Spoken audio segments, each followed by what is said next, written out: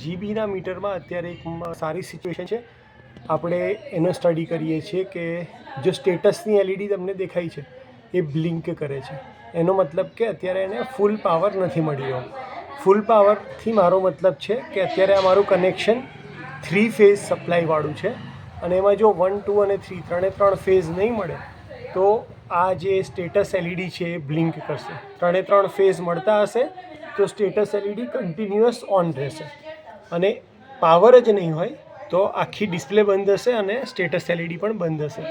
અત્યારે આ જોઈને હું કહી શકું છું કે સેકન્ડ નંબરનો જે ફેઝ છે એ મળી નથી રહ્યો. તમે અહીંયા જોઈ રહ્યા છો કે ફર્સ્ટ અને 3 નંબર જે છે, થોડુંક વધારે ઝૂમ કરું, અહીંયા ફર્સ્ટ અને 3 નંબર જે છે એ તમને દેખાય છે. એનો મતલબ પહેલો અને ત્રીજો ફેઝ ઘરમાં અવેલેબલ છે, સેકન્ડ નંબરનો ફેઝ અવેલેબલ નથી. જ્યારે સેકન્ડ નંબરનો ફેઝ અવેલેબલ થઈ જશે ત્યારે સ્ટેટસની એલઈડી જે છે એ બ્લિંક કરવાનું બંધ કરી અને કન્ટિન્યુઅસ ચાલુ થઈ જશે. હોપ કે આના પરથી તમને જાણવા મળ્યું હશે. Thank you so much.